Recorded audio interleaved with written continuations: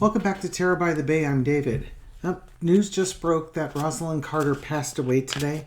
It's Sunday, November 19th.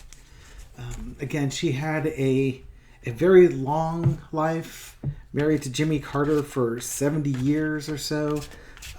First Lady of the United States from 76 through 1980. A champion of mental health causes and trying to remove stigmas from mental health. And just what a beautiful human being. What a full, beautiful life she led. And we lost her today. Now, she had dementia and had dementia for a while. She came home for hospice yesterday and passed today. At least the news was broken today that she passed.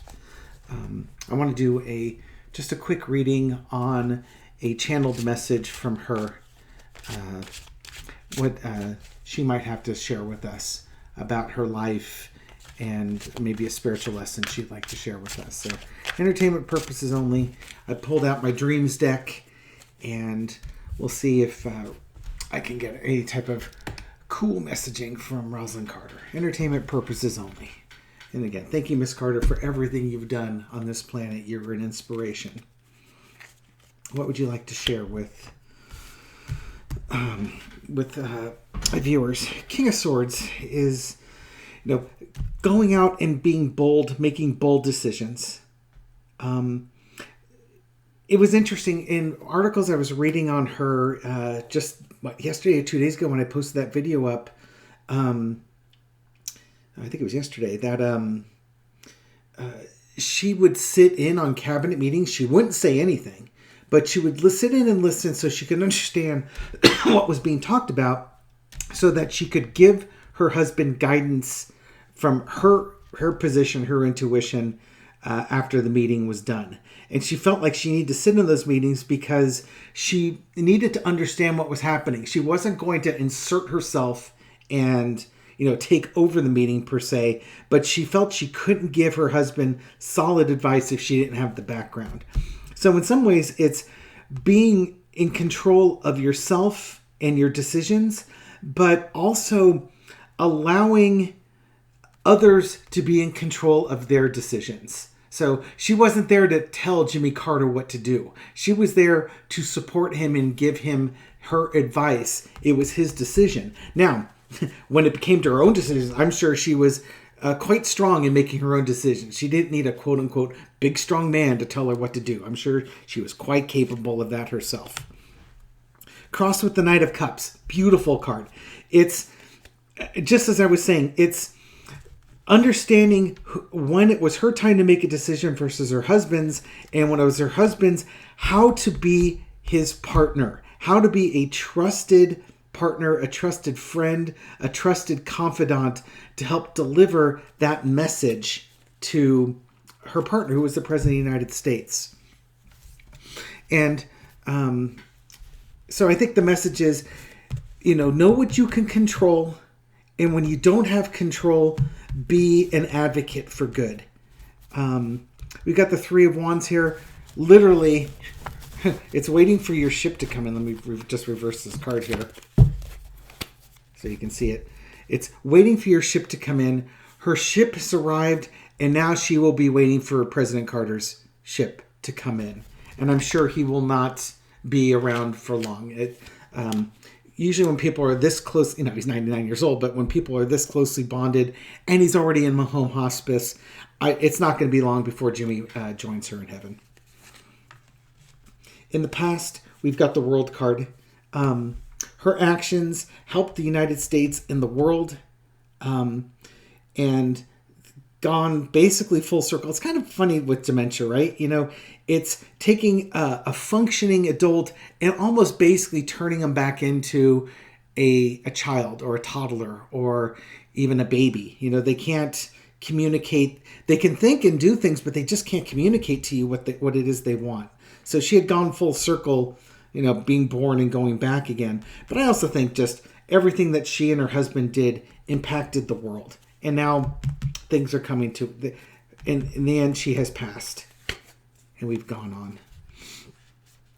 Five of Wands. It's Funny. It's about the struggle and about the actions you take. On this planet, it's a very hard life on this planet. It's very dense.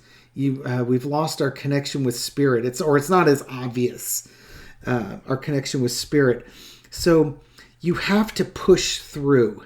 They talk about the spiritual growth on Earth as like going to the gym and lifting heavy weights. If you were lifting weights in space, there's no workout there because there's no gravity to hold the weights down. But on Earth, where you've got gravity, it's hard. It's hard work. So understanding that the struggle is real and it's how you push through the struggle that matters. Some people can push through and maintain high spirituality, high integrity, high dignity.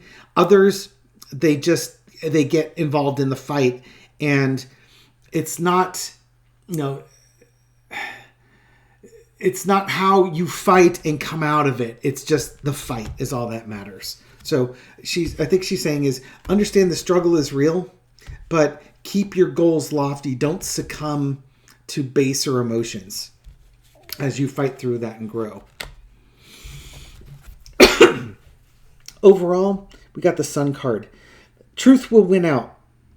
Your good intentions, your good works, everybody will see that. And even if by everybody, I mean nobody could see it, but spirit will know that what you had in your heart, what your intentions were, how your actions led towards enlightenment and helping others throughout this world. Knight of Coins. This can also go right back to her mental health, the mental health championing that she did too. The stigma with mental health and bringing a light to it, because coins are about health cards, and advancing awareness and removing stigmas from mental health. But it's also going forward with your charity. There's so much overlapping. It sounds like the reading's choppy, but that's because there's so many layers of her life that overlapped the same course of actions. So you're fighting for mental health and bringing a light on it and helping people's health. Habitat for Humanity that she worked with Jimmy Carter. Helping build houses and helping people with their struggles and helping them lift them up. And through your charity, and not only just giving money, but actually getting on the ground and helping. And just making those solid decisions. And when it's not your decisions, being supportive of those decisions. Pair of Knights. She was a very dynamic woman about getting things done. Both in her relationships and in her charity. Outcome, Two of Coins. This is trying to keep all the balls up in the air at the same time. You can't always succeed in always keeping everything lifted up. But again, it's not necessarily about the success. It's about the effort. It's about the intention. And you could say she had two major successes. You can say mental health and her charity. And she was able to keep both those balls going pretty much her entire life. So what's her message for us? Again, find your calling. Be supportive on other people's callings, but find your calling and own your calling. Don't worry about what the world has to say about it. Fight through it. Do the struggle. The struggle is real, but there's a reason why the struggle is there. It's a test of your character and the understanding that if you push through it and learn your lessons, you advance, and it helps with your spiritual growth. And part of the spiritual growth is helping others, either financially or helping with health. And you can be successful in doing multiple things at the same time. Okay.